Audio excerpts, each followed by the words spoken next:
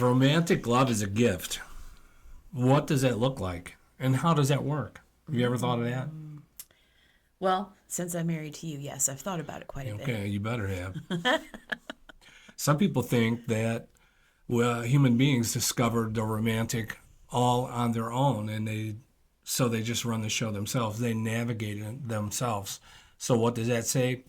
That says that they are going to find their own love by themselves. Others, on the other hand, think that God gave us the gift of love, but we are left on our own still to find.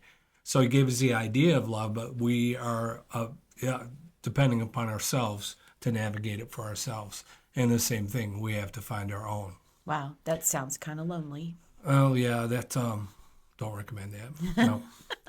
But in the three major love stories in the Bible, we see a different picture painted.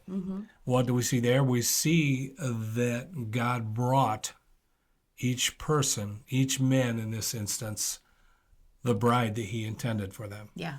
So we see that with Adam receiving Eve. We see that with Ruth given to Boaz. And we see that with Rebekah given to Isaac. Yeah. They were presented to them. In other words, the way God does it is he gives us the gift of love, but the way that he does that is he brings us one specific person. Yeah, to be revealed. To be revealed. Yeah. And that's the key right there. The gift of love comes when the revelation comes. Yeah. I found that in my own life, in my earlier life, I did my own chasing, and I did my own finding, and I did my own crying.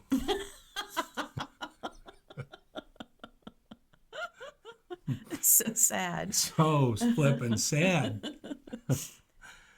But I've also done it the right way, and that is I waited until God revealed the right person. What happened then? Who was the right person? I wonder who that was.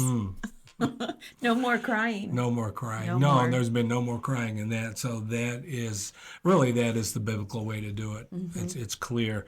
Wait for God. Yeah. It's a million miles better when you allow him to give you the right person than when you go striving for someone yourself. Yeah. He wants to do that, and he can be trusted. Yes, he can. And you're not going to find a comprehensive list in the Bible of how-tos to lead you to love and marriage.